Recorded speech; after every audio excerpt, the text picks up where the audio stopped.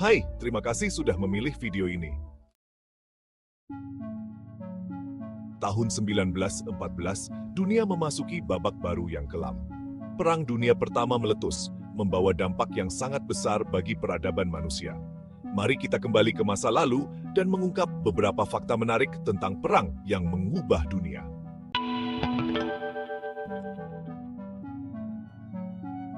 Pernah dengar cerita kalau tank di Perang Dunia Pertama punya gender? Ada yang disebut tank jantan dan betina. Unik ya?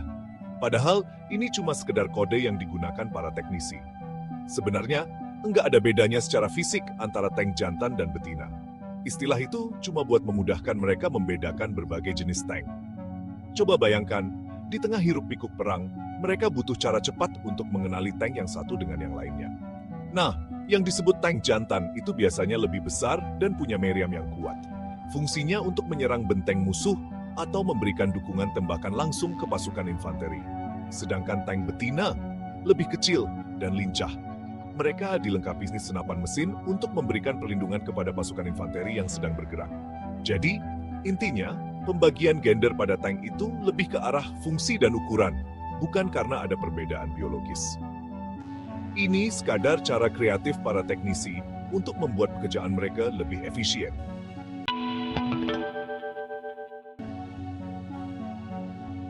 Di balik hiruk-pikuk Perang Dunia, ada kisah heroik yang tak terduga. Perang Dunia Pertama bukan sekadar pertempuran manusia, namun juga melibatkan jutaan makhluk hidup lainnya. Kuda, sahabat setia manusia, menjadi tulang punggung logistik perang. Mereka menarik artileri berat, mengangkut perbekalan, dan bahkan membawa pasukan ke garis depan. Sayangnya, banyak di antara mereka yang menjadi korban kekejaman perang, tumbang akibat luka, penyakit, atau gas beracun yang mematikan. Sementara itu, anjing-anjing yang setia menunjukkan keberanian luar biasa. Dilatih khusus, mereka menjadi pencari ranjau ulung, penyelamat yang tak kenal lelah, dan kurir pesan yang handal. Di udara, burung merpati memainkan peran krusial sebagai mata-mata bersayap. Mereka dengan cepat mengirimkan pesan-pesan penting di antara garis musuh, seringkali dalam kondisi yang sangat berbahaya. Keberanian mereka bahkan diakui dengan penghargaan medali. Di parit-parit yang kotor dan berbau, ikan mas justru menjadi penyelamat nyawa. Sensitivitas mereka terhadap racun membuat mereka menjadi detektor gas beracun yang efektif. Jika ikan mas mati, itu artinya ada ancaman gas mematikan di sekitar, sehingga pasukan dapat segera dievakuasi. Bukan hanya hewan besar, hewan kecil seperti kucing pun memberikan kontribusi. Selain mengusir tikus, kehadiran kucing memberikan kenyamanan emosional bagi para prajurit yang jauh dari rumah. Bahkan, ada kisah unik tentang lebah yang digunakan sebagai senjata biologis, dilemparkan dalam toples untuk menciptakan kepanikan di barisan musuh. Di benua Afrika, kuda Nil yang besar dan kuat pun turut serta dalam perang. Mereka digunakan untuk menarik artileri berat melintasi sungai dan mengangkut perbekalan di medan yang sulit.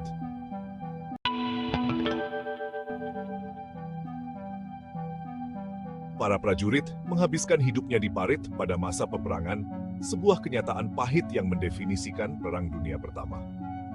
Musim dingin tahun 1915 menjadi titik balik yang mengerikan, ketika kedua belah pihak berlomba menggali parit semakin dalam dan panjang.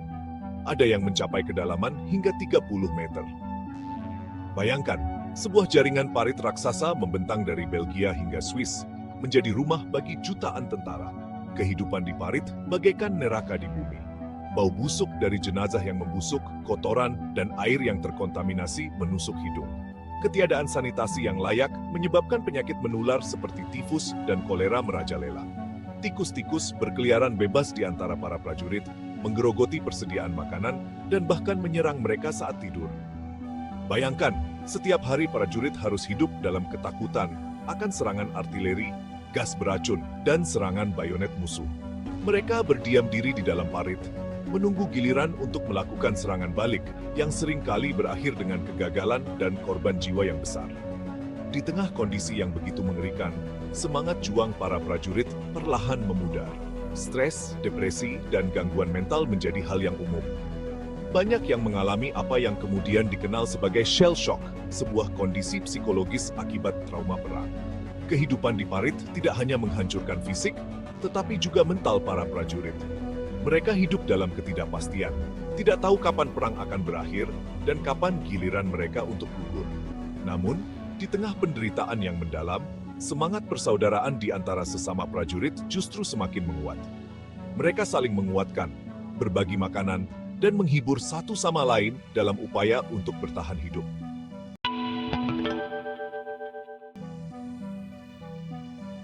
Pangeran Franz Ferdinand, pewaris takhta Austria-Hungaria, menjadi korban salah satu peristiwa paling tragis dalam sejarah dunia. Pada tanggal 28 Juni 1914, saat melakukan kunjungan resmi ke Sarajevo, Bosnia-Herzegovina, ia menjadi korban penembakan bersama istrinya, Sophie. Pelakunya adalah Gavrilo Princip, seorang anggota kelompok nasionalis Serbia yang dikenal sebagai Black Hand. Princip bertindak atas perintah kelompok rahasia ini yang dipimpin oleh seorang perwira militer Serbia bernama Kolonel Apis. Ini didorong oleh sejumlah faktor kompleks. Pertama, Bosnia-Herzegovina, yang mayoritas penduduknya adalah orang Serbia, telah menjadi bagian dari Kekaisaran Austria-Hungaria sejak tahun 1908. Hal ini menimbulkan rasa tidak puas dan keinginan untuk merdeka di kalangan nasionalis Serbia. Kedua, kelompok nasionalis Serbia, termasuk Black Hand, memiliki ambisi untuk menyatukan semua orang Serbia di bawah satu negara. Mereka melihat Austria-Hungaria sebagai penghalang utama dalam mewujudkan cita-cita mereka. Pengakhiran nyawa Franz Ferdinand memicu krisis diplomatik yang cepat meluas di seluruh Eropa. Austria-Hungaria, dengan dukungan penuh dari Jerman, mengeluarkan ultimatum kepada Serbia yang menuntut tanggung jawab atas pengakhiran nyawa tersebut. Serbia berusaha memenuhi sebagian besar tuntutan, namun Austria-Hungaria tetap menyatakan perang pada tanggal 28 Juli 1914. Deklarasi perang ini memicu serangkaian aliansi militer yang telah terbentuk sebelumnya. Rusia, sebagai pelindung Serbia, segera melakukan mobilisasi militer. Jerman, yang terikat perjanjian militer dengan Austria-Hungaria, kemudian menyatakan perang terhadap Rusia dan Prancis, sekutu Rusia. Dalam waktu singkat, konflik yang awalnya bersifat lokal di Balkan meluas menjadi perang dunia yang melibatkan sebagian besar negara-negara besar di Eropa.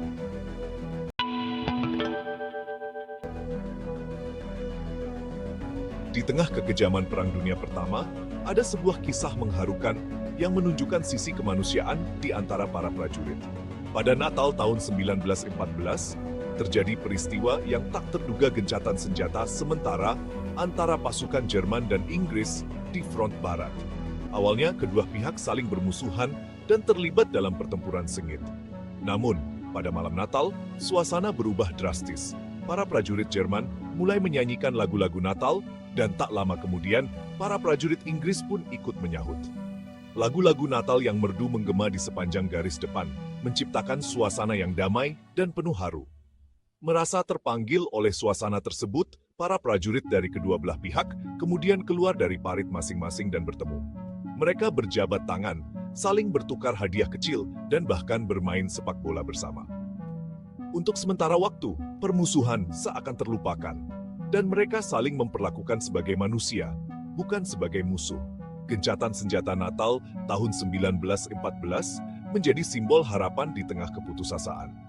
Peristiwa ini menunjukkan bahwa bahkan di tengah konflik bersenjata, masih ada ruang untuk kemanusiaan dan perdamaian. Namun, sayangnya, momen indah ini tidak berlangsung lama.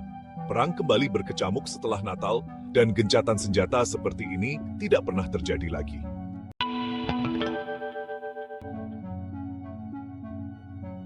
Menariknya, Perang Dunia Pertama, sebuah konflik yang penuh dengan penderitaan dan kehancuran, justru menjadi katalisator perubahan bagi peran perempuan dalam masyarakat.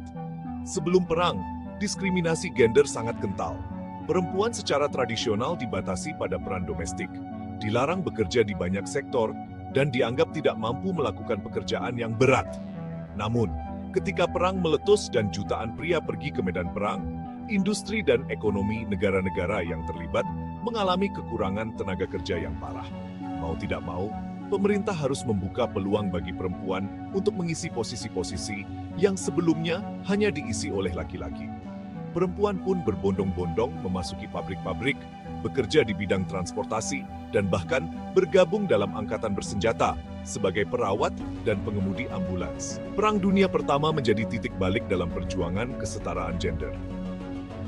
Setelah perang berakhir, banyak perempuan yang enggan kembali ke peran domestik mereka. Mereka menuntut hak yang sama dengan laki-laki, termasuk hak untuk memilih dan bekerja. Meskipun perjuangan mereka masih panjang, Perang Dunia Pertama telah membuka mata masyarakat akan potensi dan kemampuan perempuan. Perang Dunia Pertama adalah pelajaran berharga tentang sejarah. Dengan memahami masa lalu, kita dapat menghargai perdamaian dan mencegah terjadinya konflik serupa di masa depan. Semoga video ini dapat menginspirasi kalian untuk terus belajar dan menggali lebih dalam tentang sejarah dunia.